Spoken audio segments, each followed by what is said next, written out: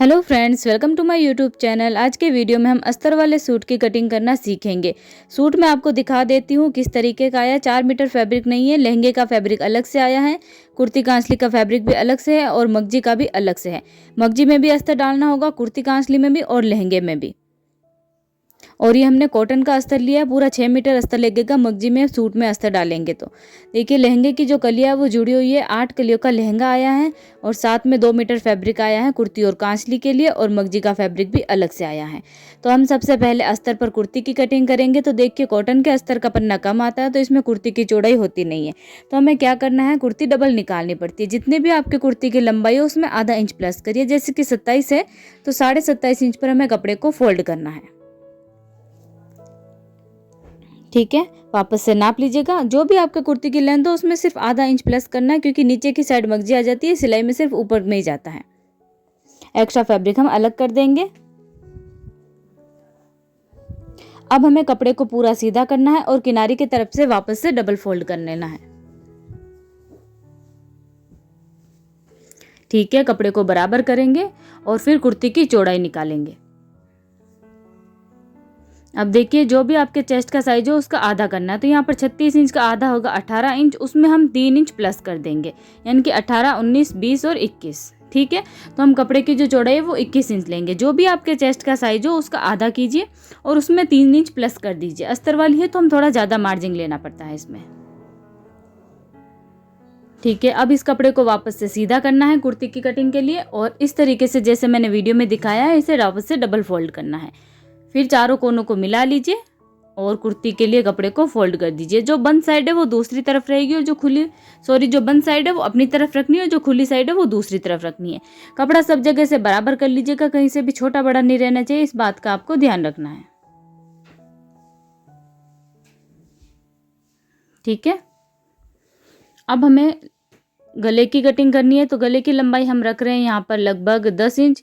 अगर आपके लहंगे की लंबाई 38, 39 या 40, 41 तक है तो आप गले की लंबाई 10 इंच तक रख सकते हो।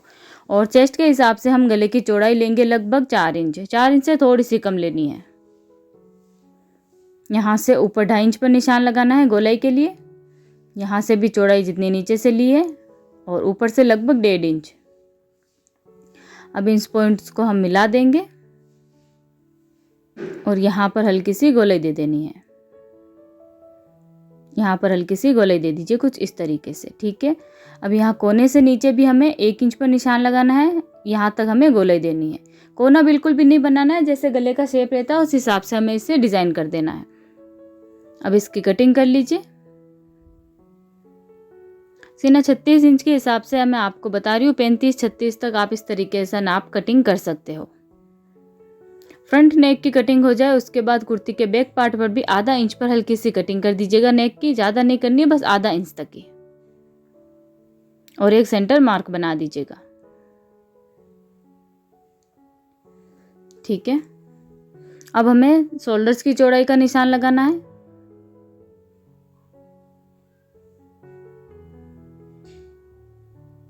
तो इस तरफ हम लगाएंगे लगभग 7.25 इंच पर। आधा इंच हमें शोल्डर डाउन कर देना है कुछ इस तरीके से, और फिर जो हमने आधा इंच पर निशान लगाया उससे नीचे 7 इंच तक हमें लाइन बनानी है आर्म होल की लंबाई के लिए, और यहाँ पर 1 इंच पर इस तरीके से गोलाई दे दीजिए। ठीक है, अब यहाँ पर 5.5 इंच पर एक निशान और लगाना है, जो हमने आधा इंच पर डाउन किया था उससे नीचे, और 1 इंच अंदर की तरफ लेना है। इतना कपड़ा हमारा मार्जिन में जाएगा, उससे आगे हमें एक आर्म होल और ड्रॉ करना है। ये जो हमने 5.5 इंच और 1 इंच पर निशान लगाया था, इस निशान को मिलाते हुए जो कपड़ा मार्जिन में जाएगा उसे छोड़ देना है और ऊपर से भी छोड़ देना है। बस ये बीच में गोलाई देना जरूरी है, ताकि कुर्ती का जो गला है वो आर्म होल की तरफ से खींचा खींचा सा ना रहे। और सिर्फ फ्रंट के आर्म होल की ही ज़्यादा कटिंग करनी है, बैक के आर्म होल की नहीं। यहाँ से कट कर दीजिए और फिर फ्रंट का जो हमने आर्म होल ड्रॉ किया है उस हिसाब से कटिंग कर लेनी है। ये कटिंग करना जरूरी है, वरना कुर्ती की फिटिंग सही नहीं रहती है।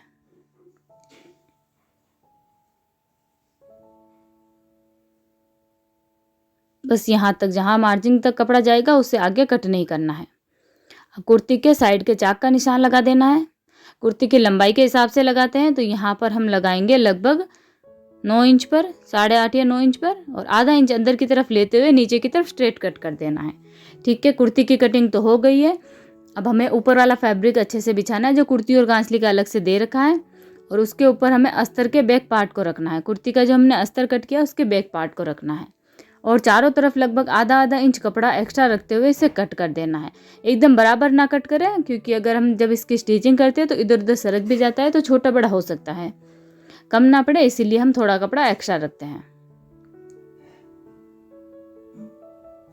इस वीडियो में मैं आपको कुर्ती और कांसली दिखाने वाली हूँ। लहंगे का और मगजी का वीडियो मैंने अलग से डिटेल में बना रखा है। वीडियो ज़्यादा लंबा हो जाता है, इसलिए मैंने अलग से बना दी उनके वीडियो। अब देखिए कुर्ती के साइड में से जो फैब्रिक निकला है अस्तर में से, उसमें से हम कांचली बनाएंगे। तो स्लीव्स बना लेते हैं। उसमें बाजू की लंबाई 16 इंच की है, तो 16 इंच पर ही निशान लगाना है, और कपड़े के 3 पीस कट कर लेने हैं 16 इंच लंबाई के। मार्जिन का कपड़ा एक्स्ट्रा नहीं लेना है लंबाई में, क्योंकि पीछे और आगे दोनों साइड मगजी आती है। दोनों साइड से अलग कर लेना है और तीनों को साथ में जॉइंट कर लेना है।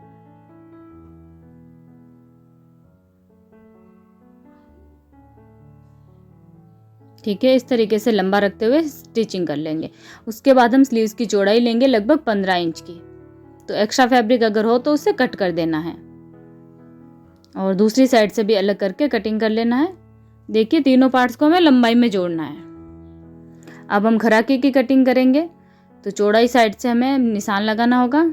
ये तो हो गई लंबाई, और यह है चौड़ाई 15 इंच की है, तो हम 7.5 इंच पर सेंटर मार्क बनाएंगे, और यहाँ से टुक्की की लंबाई लेंगे लगभग 4.25 या 4 इंच की। 4.5 तक भी ले सकते हो आप 36 इंच में। इन दोनों पॉइंट्स को मिलाते हुए आप या तो सीधी लाइन बना दीजिए, या फिर कपड़े को इस तरीके से फोल्ड करके कटिंग कर सकते हो।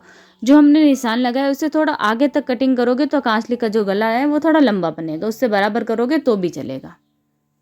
ठीक है, खराकी और स्लीव्स हो गई। अब हमारे पास जो बचा हुआ फैब्रिक है उसमें से हम खरपों की कटिंग करेंगे। खरपों की लंबाई हमने रखी है लगभग 7.5, 7.25 या 7.5 तक रख सकते हो, और चौड़ाई रखनी है लगभग 10 इंच की।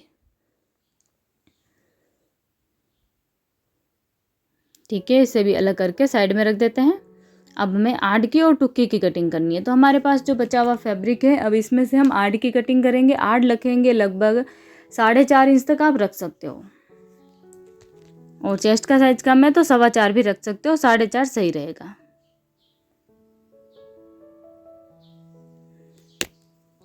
यहाँ पर हम बिना केवड़े वाली कांसली बना रहे, इसलिए हमने आड़ कटिंग करी है। ये कपड़ा कम था इसलिए हमने इसमें जॉइंट करा है, वरना एक सिंगल पीस भी आप कट कर सकते हो। अब कुर्ती के आर्मोल में से जो कपड़ा निकला है और जो गले में से कपड़ा निकला है उसमें से हम टुक्की बनाएंगे। तो पहले तो कपड़े को एक साइड से कट करके सीधा कर लेना है, दूसरी साइड से भी। यहाँ से लगभग रखेंगे 5 इंच की, और एक साइड से रखेंगे 5.5 इंच की।